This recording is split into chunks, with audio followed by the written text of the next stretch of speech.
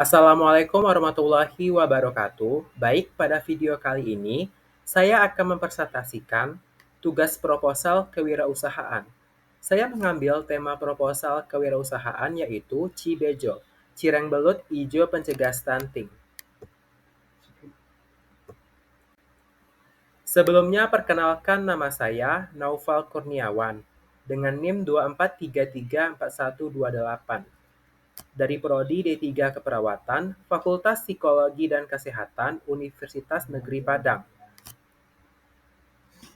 Tugas ini merupakan mata kuliah kewirausahaan dengan dosen pembimbing Bapak Dr. Zul Afdal MPD. Baik, materi pertama mengenai kondisi lingkungan. Berdasarkan hasil Riskesdas tahun 2018, angka stunting pada balita mencapai 30,8%. Hal ini disebabkan karena masyarakat, terutama ibu hamil dan balita, kurang mengonsumsi mineral berupa zinc, kalsium, dan zat besi. Mineral ini banyak terkandung dalam belut. Namun, sekarang ini konsumsi belut juga kurang diminati karena olahannya yang kurang bervariatif. Oleh karena itu, alternatif olahannya adalah dibuatnya cireng. Nah, eh, Cibejo Cireng merupakan produk cireng yang berbahan dasar belut, tepung sawi, dan tepung kanji. Dalam kondisi mentah maupun matang, produk Cibejo Cireng memiliki warna hijau sehingga terlihat menarik. Warna hijau yang didapatkan berasal dari tepung sawi. Potensi sumber daya dan peluang pasar. Cireng pada umumnya hanya menggunakan tepung kanji sebagai bahan dasarnya, sehingga kandungan gizi pada cireng tersebut sangat minim.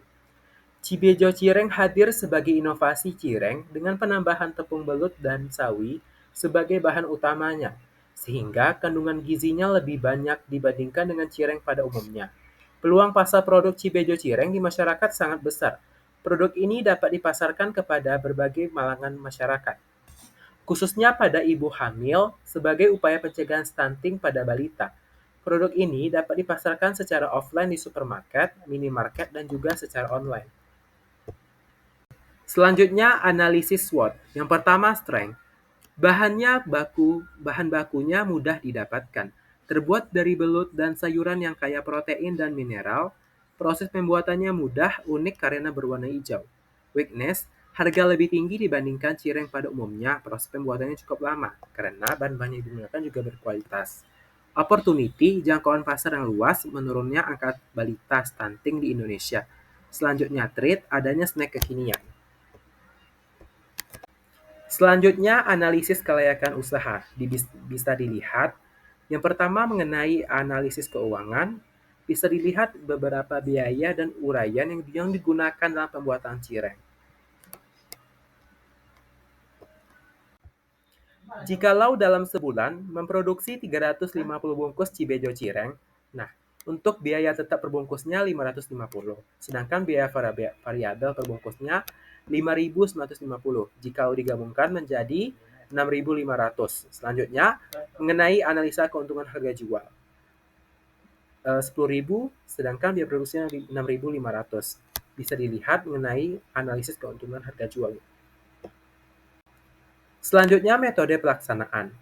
Produksi Cibejo Cireng ini akan dilaksanakan di Jalan Buntu, Ampalu, Pasir, Pariaman Timur, Sumatera Barat. Nah, untuk alat dan bahannya bisa dilihat ya. Selanjutnya, persiapan pelaksanaan. Yang pertama, persiapan tempat usaha. Proses pembuatan Cibejo Cireng akan dilakukan dengan metode home industry. Usaha kami akan dilengkapi dengan peralatan penunjang untuk mengoptimalkan produksi. Selanjutnya, persiapan alat dan bahan. Alat-alat yang dibutuhkan dalam pembuatan cireng Cibejo ini akan disediakan dalam jumlah yang tepat agar dalam proses pembuatan tidak berkerepotan. Sebelum alat digunakan juga perlu pembersihan dengan mencuci alat tersebut lebih dahulu. Hal ini diperlukan upaya sterilisasi bahan baku yang akan digunakan. Bahan-bahan yang dipilih juga harus melewati sterilisasi. Selanjutnya, promosi. Media promosi yang kami gunakan melalui mouth to mouth, yaitu langsung dari mulut ke mulut, di mana metode tersebut dapat dikatakan efektif dan hemat. Di samping itu, kami juga akan memposting di beberapa media sosial, seperti pemanfaatan diskon, penyebaran melalui Instagram, broadcast messenger, dan beberapa platform lain untuk memudahkan rencana penjualan kami secara online. Ditambah dengan penyebaran pamflet ke sejumlah sasaran, seperti ibu hamil, ibu PKK, agen, konsumen, mahasiswa, serta berbagai elemen masyarakat. Nah, selanjutnya mengenai proses pelaksanaan. Dalam pembuatan Cibejo Cireng ini, akan dilakukan beberapa tahapan untuk dapat menghasilkan sebuah produk yang berkualitas. Yang pertama, persiapan. Mempersiapkan alat dan bahan yang dibutuhkan. Yang kedua, pembuatan. Untuk pembuatan Cibejo Cireng, yang pertama mencampurkan tepung kanji dan tepung tapioka dalam baskom. Memasukkan daun bawang, seledri, merica, bubuk, dan garam. Menimbang bahan belut yang akan digunakan dan direbus. Menghaluskan daging belut sekaligus bumbu sampai benar-benar hancur dan tercampur rata. Penggunaan alat bantu, food processor akan membantu dalam penghalusan ini dan tentunya lebih efisien dalam hal waktu dan tenaga.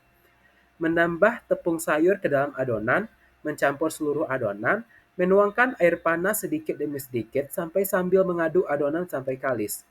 Membentuk adonan sesuai selera apabila adonan sudah kalis dan tercampur rata. Menyiapkan panci dan minyak untuk menggoreng. Selanjutnya, menggoreng sampai matang lalu meniriskan.